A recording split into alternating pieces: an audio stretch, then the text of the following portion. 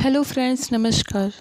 आज के हमारे वीडियो में हम द्रौपदी के बारे में जानेंगे कि द्रौपदी का जन्म कैसे हुआ, द्रौपदी के स्वयंवर में क्या हुआ था, द्रौपदी का विवाह कैसे हुआ था।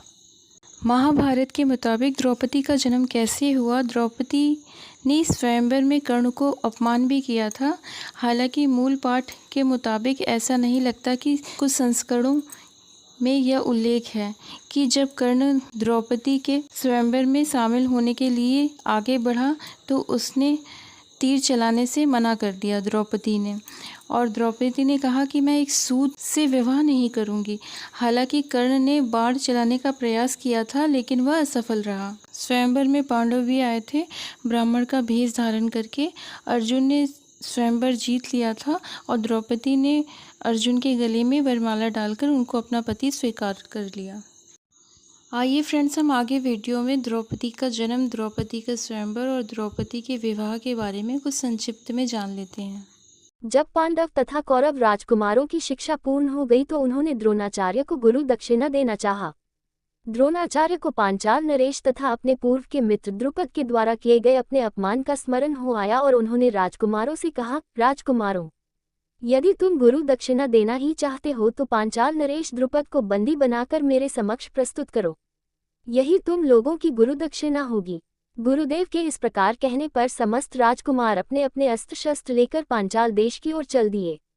पांचाल पहुंचने पर अर्जुन ने द्रोणाचार्य से कहा, गुरुदेव, आप पहले कौरवों को राजा द्रुपद से युद्ध करने की आज्ञा दीजिए। यदि वे द्रुपद को बंदी बनाने में असफल रहे तो हम पांडव युद्ध करेंगे। गुरु की आज्ञा मिलने पर दुर्योधन के नेतृत्व में कौरवों ने पांचाल पर आक्रमण कर दिया। दोनों पक्षों के मध्य भयंकर युद्ध होने लगा, किंतु अंत में कौरव परास्त होकर भाग निकले। कौरवों को पलायन करते देख पांडवों ने आक्रमण आरंभ कर दिया। भीम तथा अर्जुन के पराक्रम के समक्ष पांचाल नरेश की सेना हार गई। अर्जुन ने आगे बढ़कर द्रुपद को बंदी बना लिया और गुरु द्रोणाचार्य के समक्ष ले आए। द्रुपद को बंदी के रूप में देखकर द्रोणाचार्य ने कहा, हे द्रुपद, अब तुम्हारे राज्य का स्वामी मैं हो गया हूँ। मैं तो तुम्हें अपना मित्र समझकर तुम्हारे पास आया था, किंतु तुमने मुझे अपना मित्र स्वीकार नहीं किया था।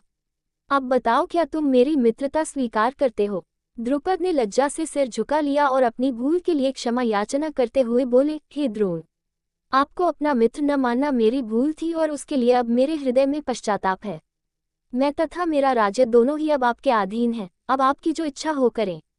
1. द्रोणाचार्य ने कहा, तुमने कहा था कि मित्रता समान वर्ग के लोगों में होती है, अतः मैं तुमसे बराबरी का मित्र भाव रखने के लिए तुम्हें तुम्हारा आधा राज्य लौटा रहा हूँ। इतना कहकर द्रोणाचार्य ने गंगा नदी के दक्षिणी तट का राज्य द्रुपद को सौंप दिया और शेष को स्वयं रख लिया। द्रोण से पराजित होने के उपरांत महाराज द्रुपद अत्यंत लज्जित हुए और उन्हें किसी प्रकार से नीचा दिखाने का उपाय सोचने लगे। इसी चिंता में एक बार वे घूमते हुए कल्याणी नगरी के ब्राह्मणों की बस्ती में जा पहुंचे। वहां उनकी भेंट याज तथा उपयज नामक महान कर्मकांडी ब्राह्मण भाइयों से हुई। राजा द्रुपद ने उनकी सेवा करके उन्हें प्रसन्न कर लिया एवं उनसे द्रोणाचार्य के वध का उपाय पूछा। उनके पूछने पर बड़े भाई याज ने कहा, इसके लिए आप एक विशाल यज्ञ का आयोजन करके अग्निदेव को प्रसन्न कीजिए, जिससे कि वे आपको महान बलशाली पुत्र का वरदान दे देंगे। द्रुपद ने याज और उपयाज से उनके कहे अनुसार यज्ञ करवाया। उनके यज्ञ से प्रसन्न होकर अग्निदेव ने उन्हें एक ऐसा पुत्र दिया जो संपूर्ण आयुध एवं कवच कुंडल से युक्त था। उसके पश्चात उस यज्ञ कुंड से एक कन्या उत्पन्न हुई, जिसके नेत्र खिले हुए कमल के समान देदीप्यमान थे। वह चंद्रमा के समान वक्र थी तथा उसका वर्ण श्यामल था। उसके उत्पन्न होते ही एक आकाशवाणी हुई कि इस बालिका का जन्म क्षत्रियों के संहार और कौरवों के विनाश के हेतु हुआ है। बालक का नाम धृष्टद्युम्न एवं बालिका का नाम कृष्णा द्रौपदी रखा गया।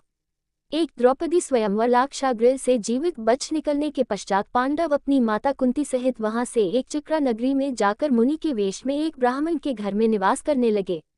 यहीं पर भीम ने बक नामक राक्षस का वध किया। पांडवों को एक चिक्रा नगरी में रहते कुछ काल व्यतीत हो गया तो एक दिन उनके यहाँ भ्रमण करता हुआ एक ब्राह्मण आया। पांडवों ने उसका यथोचित सत्कार करके पूछा, देव, आपका आगमन कहाँ से हो रहा है? ब्राह्मण ने उत्तर दिया, मैं महाराज द्रुपद की नगरी पांचाल से आ रहा हूँ। वहां पर द्रुपद की कन्या द्रौपदी के स्वयंवर के लिए अनेक देशों के राजा महाराजा पधारे हुए हैं। उस ब्राह्मण के प्रस्थान करने के पश्चात पांडवों से भेंट करने वेदव्यास आ पहुंचे। वेदव्यास ने पांडवों को आदेश दिया कि तुम लोग पांचाल चले जाओ। वहां द्रुपद कन्या पांचाली का स्वयंवर होने जा रहा है। वह कन्या तुम लोगों के सर्वथा योग्य है, क्योंकि पूर्व जन्म में उसने भगवान शंकर की तपस्या की थी और उसकी तपस्या से प्रसन्न होकर शिव ने उसे अगले जन्म में 5 उत्तम पति प्राप्त होने का वरदान दिया था। वह देवस्वरूपा बालिका सब भांति से तुम लोगों के योग्य ही है। तुम लोग वहां जाकर उसे प्राप्त करो। इतना कहकर वेद व्यास वहां से चले गए। एक पांचाल जाते हुए मार्ग में पांडवों की भेंट धौम्य नामक ब्राह्मण से हुई और वे उसके साथ ब्राह्मणों का वेश धरकर द्रौपदी के स्वयंवर में पहुंचे। स्वयंवर सभा में अनेक देशों के राजा महाराजा एवं राजकुमार पधारे हुए थे। एक ओर श्री कृष्ण अपने बड़े भाई बलराम तथा गणमान्य यदुवंशियों के साथ विराजमान थे। वहां वे ब्राह्मणों की पंक्ति में जाकर बैठ गए। कुछ ही देर में राजकुमारी द्रौपदी हाथ में वरमाला लिए अपने भाई धृष्टद्युम्न के साथ उस सभा में पहुंची। धृष्टद्युम्न ने सभा को संबोधित करते हुए कहा, हे विभिन्न देश से पधारे राजा महाराजाओं एवं अन्य गणमान्य जनों, इस मंडप में स्तंभ के ऊपर बने हुए उस घूमते हुए यंत्र पर ध्यान दीजिए। उस यंत्र में एक मछली लटकी हुई है तथा यंत्र के साथ घूम रही है।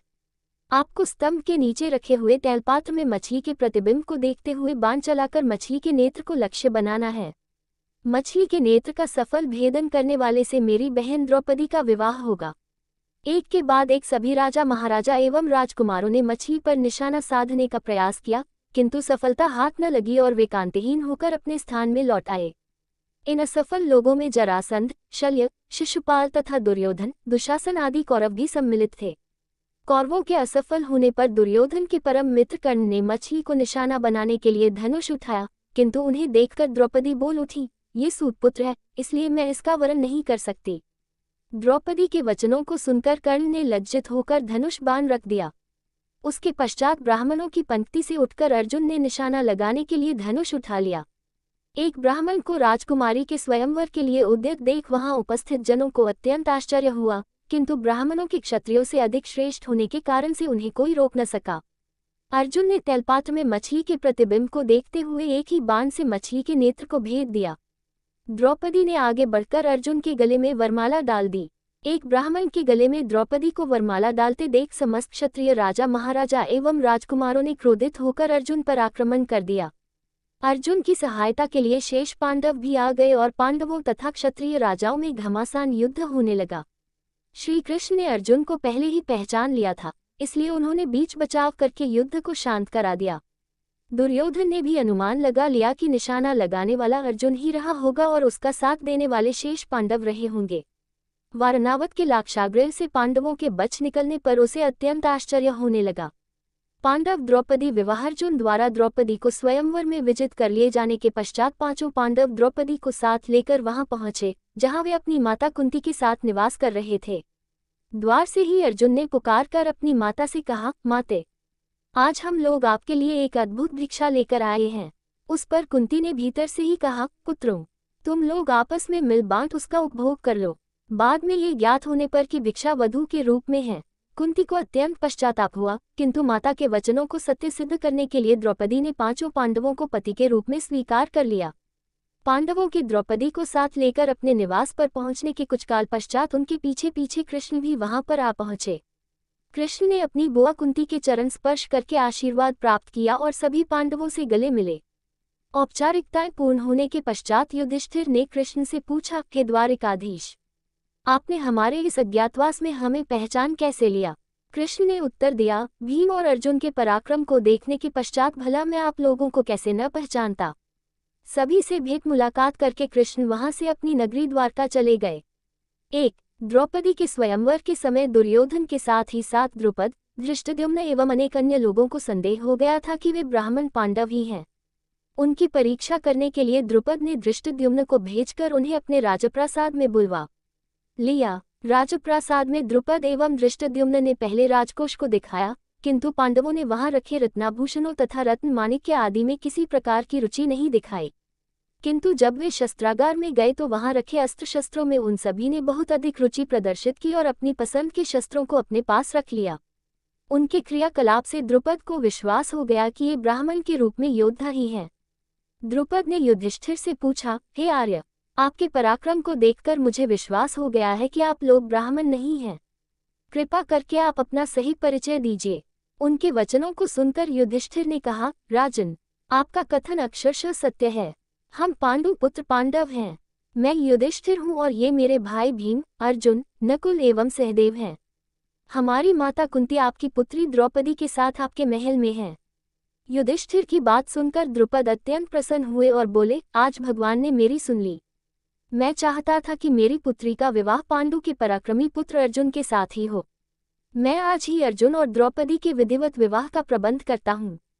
इस पर युधिष्ठिर ने कहा, राजन, द्रौपदी का विवाह तो हम पांचों भाइयों के साथ होना है।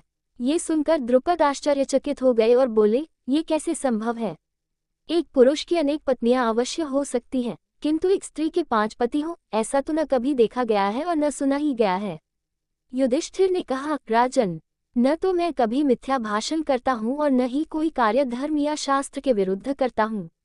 हमारी माता ने हम सभी भाइयों को द्रौपदी का उपभोग करने का आदेश दिया है और मैं माता की आज्ञा की अवहेलना कदापि नहीं कर सकता। इसी समय वहां पर वेदव्यास पधारे और उन्होंने द्रुपद को द्रौपदी के पूर्वजन्म में तपस्या से प्रसन्न होकर शंकर भगवान के द्वारा 5 पराक्रमी पति प्राप्त करने के वर देने की बात बताई। वेदव्यास के वचनों को सुनकर द्रुपद का संदेह समाप्त हो गया और उन्होंने अपनी पुत्री द्रौपदी का पाणिग्रहण संस्कार 5 पांडवों के साथ बड़े धूमधाम के साथ कर दिया। इस विवाह में विशेष बात यह हुई कि देवर्षि नारद ने स्वयं पधार कर द्रौपदी को प्रतिदिन कन्यारूप हो जाने का आशीर्वाद दिया।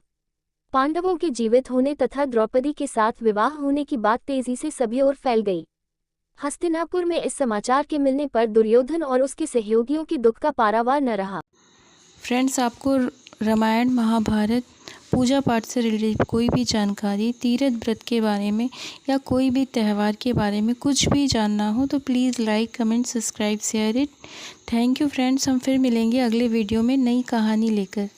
तब तक के लिए नमस्कार।